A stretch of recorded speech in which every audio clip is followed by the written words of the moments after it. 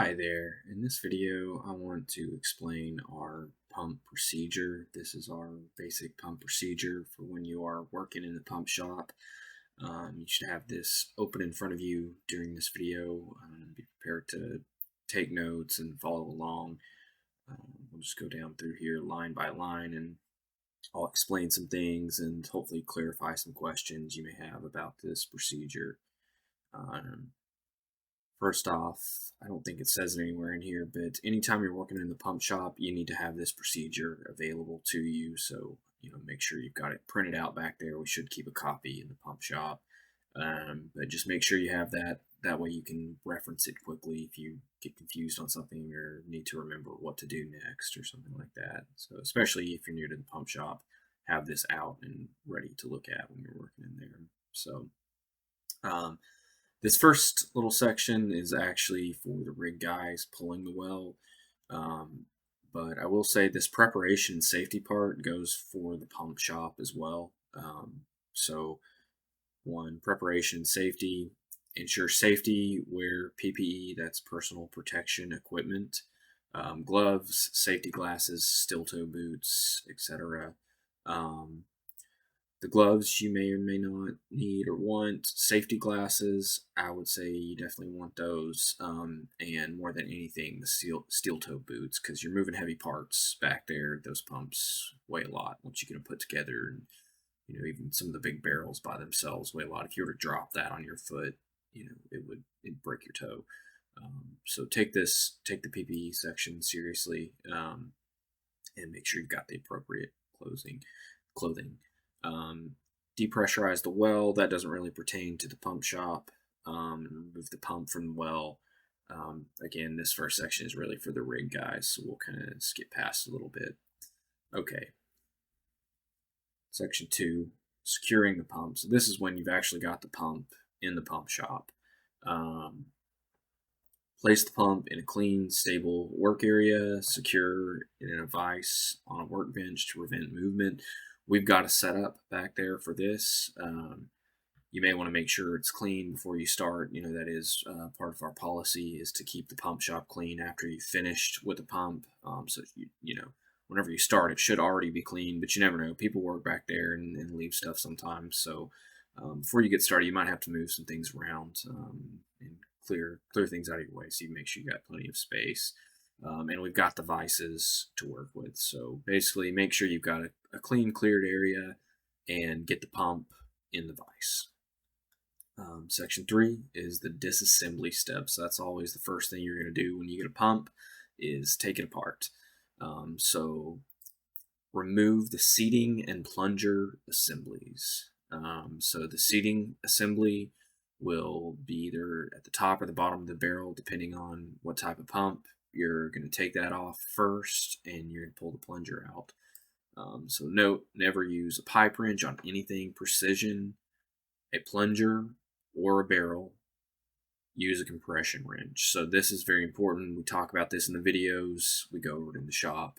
There are certain things the teeth on a pipe wrench will mess up, and it's just very important that you use the right type of wrench. So, it's on anything precision. So typically that's going to be a plunger and a barrel, or any type of plunger, any barrel, you always use a compression wrench. So unscrew the top and bottom connections. So that's going to be on your seating assembly and the assembly at the top of the barrel. You'll get those off. Carefully separate the plunger from the barrel. So once you've gotten that clear, you pull the plunger out. And then once you've got the plunger out, you'll disassemble the plunger.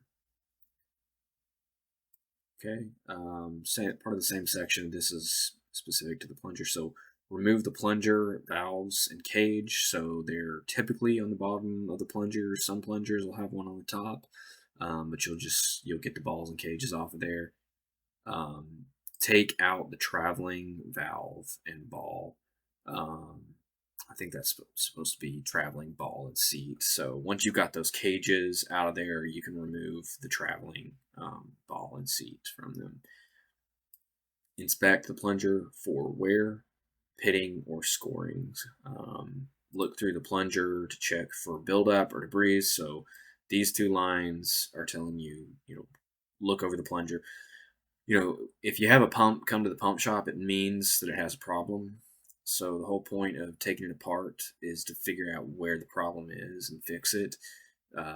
So this is kind of the first steps describing looking for a problem. So you're gonna, once you get the plunger out, check it for problems, basically. And this step right here, look through the plunger, is always important because some pumps stop working because the plunger actually plugs up. So never forget to look through and make sure that hasn't happened. Next, disassemble the barrel. Remove the standing valve, ball, and seat. Inspect the barrel's inner surface for damage, so you can shine a light down it and just see if there's anything going on there, any pitting, any scoring, any damage to the inside of the barrel. Check for sand, scale, or corrosion inside the barrel. So any foreign material buildup as well, you always want to look for. Section 4, cleaning and inspection. Clean all parts with solvent and a brush. We've got a video on how to do this. We've got the setup back there. We've got a diesel bath, and it's available to put parts in to help dissolve off some of the gunk that builds up and help you get them apart. And we've got brushes to clean parts. Let's see. Check for wear and damage, again, on any of the parts that you clean up. Look for scratches, pitting, out of roundness on the plunger and barrel. So that's another thing when you're checking the plunger and barrels, the out, if something is a little bit egg-shaped rather than round, that's an issue. Check for cracks or damage on the valve, seats, and cages. Ensure the ball and seat surfaces are sealing properly. We've got a video on how to do this. We've got the equipment to test the balls and seats. You basically put them on a little vacuum pump, and if they can hold a vacuum, they're good. And then if you're leaking, you'll be able to tell, or if there's damage to the balls and seats, they'll leak.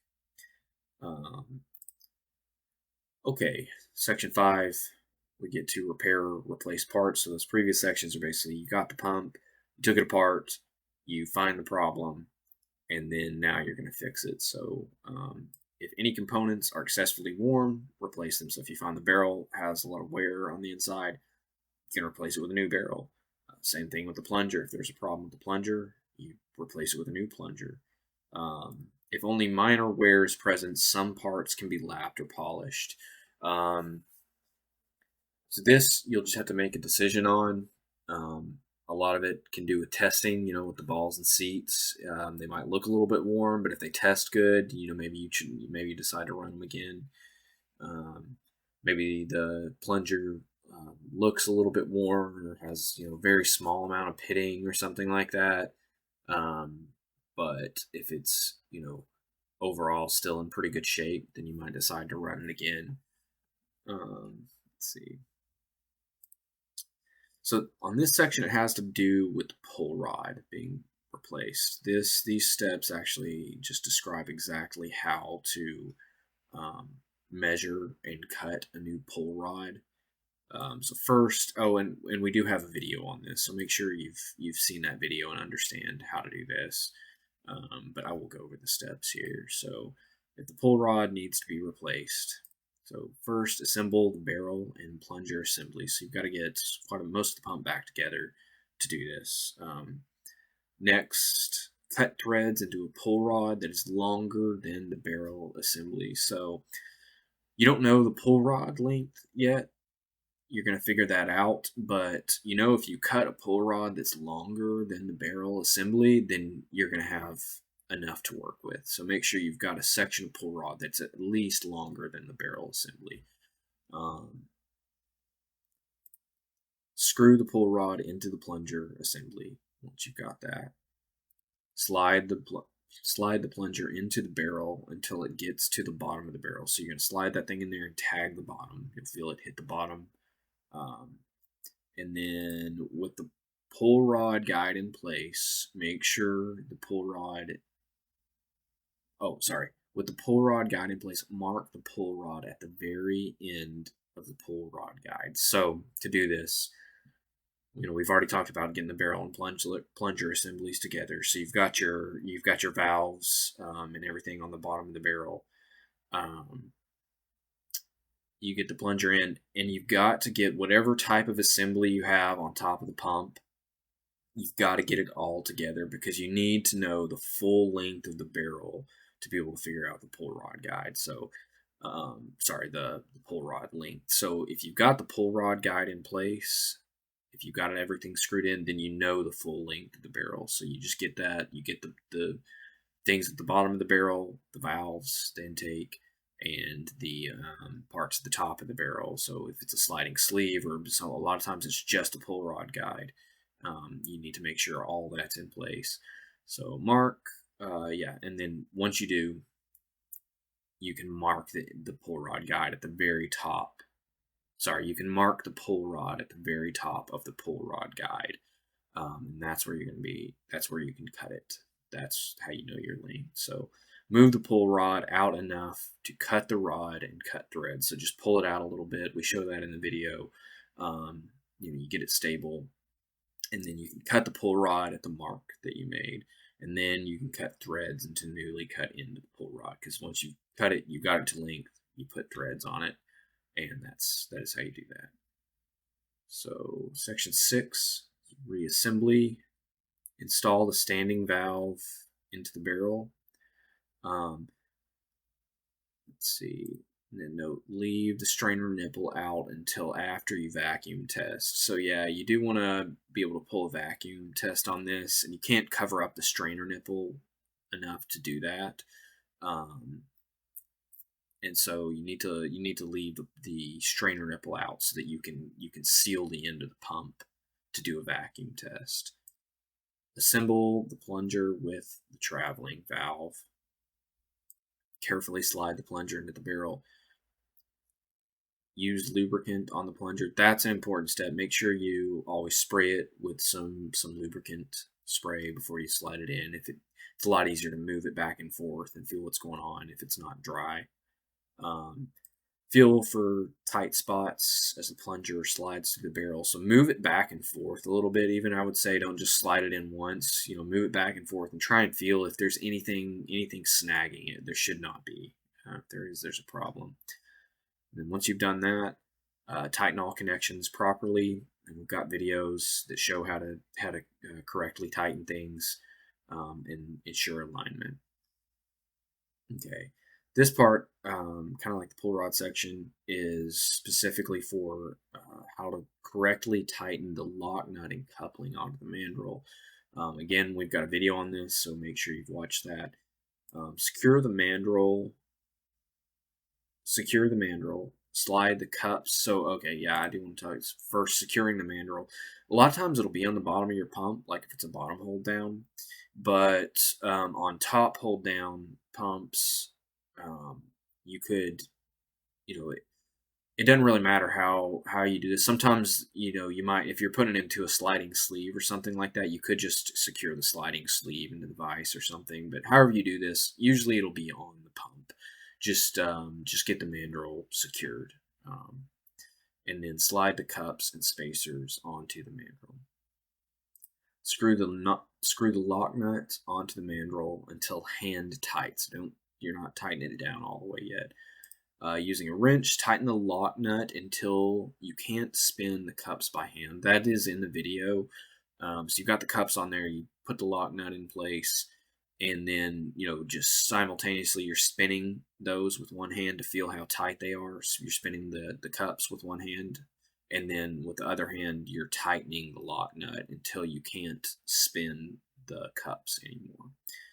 Once you've done that, you screw the coupling onto the mandrel until hand tight, and then with one wrench on the lock nut and another wrench on the coupling, tighten the coupling while at the same time you loosen the lock nut.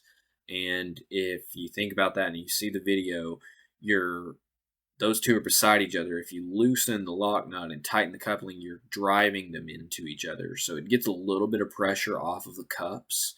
but gets those two pieces very tight together, which is what you want. Okay, and last thing, testing. Conduct a vacuum test or pressure test to check for leaks. Vacuum test is usually the way to go, I think. It's a lot quicker and easier. If somebody's working with you, you haven't put the strainer nipple on yet, like we talked about before, you can have them cover the intake of the pump with their hand while somebody pulls it, while somebody pulls the pull rod, and it'll pull a vacuum because that end is sealed. And you'll know if you get a good vacuum, then everything's working right. Now, if you're working by yourself, instead of having somebody cover the intake with their hand, you might take a plug, like just a plug fitting, and screw it up in there where the strainer nipple would be, and seal it off that way. And then you can do the same thing. Pull on the pull rod. If it pulls a vacuum, you know it's working. If not, then you know you're getting air from above the plunger. Ensure the plunger moves freely without sticking is the other test. So 8, storage or reinstallation. If not reinstalling immediately, store the pump in a clean, dry area. Seal both ends with wax paper to prevent debris from entering the pump. That's important.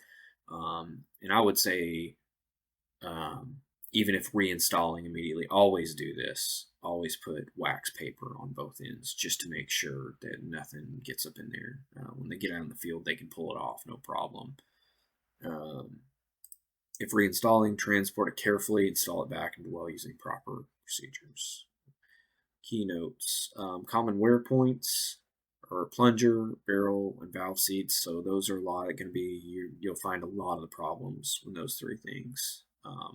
Just the plunger, the barrel, and the valve seats will be a lot of the issues you find. Best practices, keep parts organized and document wear patterns.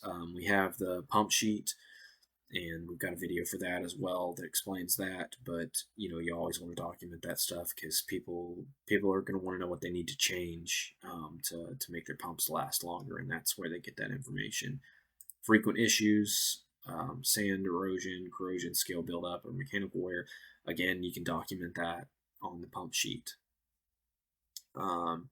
This section is specific to preventing galling in stainless steel parts. So stainless steel is great because it's highly corrosion resistant. It's really hard, but it easily falls prey to galling in the threads. If you don't know what galling is, that's where threads get all marred up when you put them together and take them apart. They rub together and they break is basically what happens, or they pull apart when you unscrew things, especially parts that have been screwed together for a long time. They bond a little bit, and then when you try to take them apart, the threads are the weak point and they get torn up. And then that part is unfortunately useless just because the threads are bad. So these are some steps to help prevent that.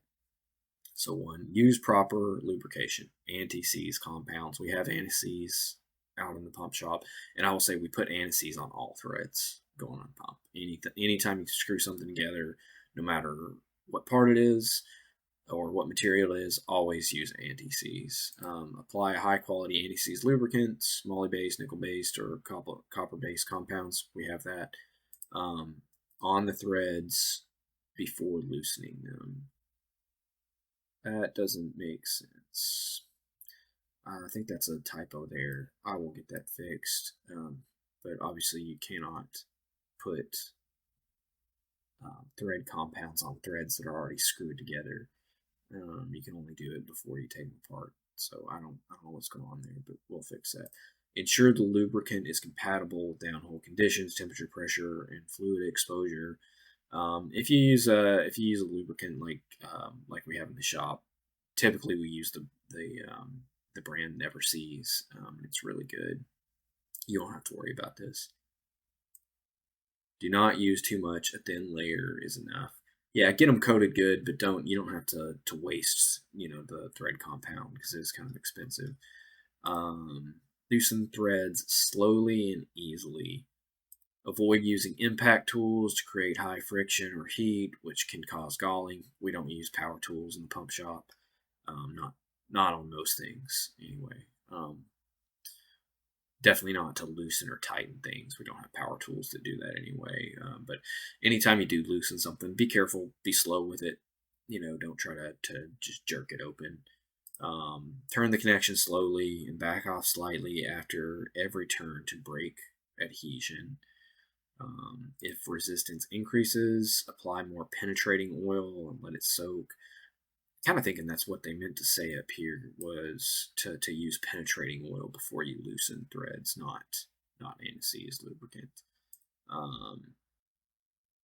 But yeah, a good solvent like WD-40, or what we keep in the shop is even better. It's the Kroil. It will quickly penetrate, get in there, and break some of it up and help you loosen things. Use proper tools and port control. Use correctly sized wrenches to ensure even pressure and avoid deformation. Apply steady, even force rather than jerking the tool.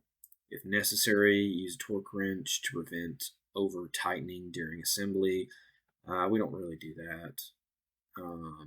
Keep the threads clean and free of debris.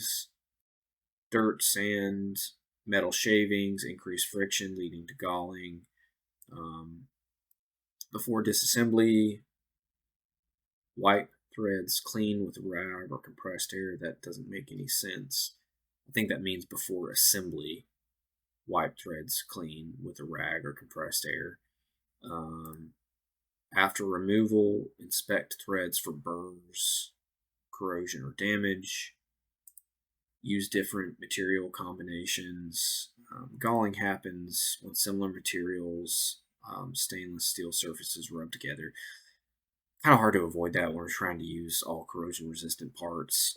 We will go with brass a lot of times, a lot for this reason, but it's very common we have stainless steel screwed into stainless steel. But this is, yeah, if possible, use different materials like bronze instead of two stainless parts on top of each other. Cool down heated parts. Stainless steel expands under heat and friction, increasing galling risk. If a thread is stuck, pause and let it cool down, or apply a cooling agent. Liquid nitrogen, we don't use that. You shouldn't have problems with parts heating up in the pump shop. We're not moving anything that fast. At least, for them to heat up to this degree.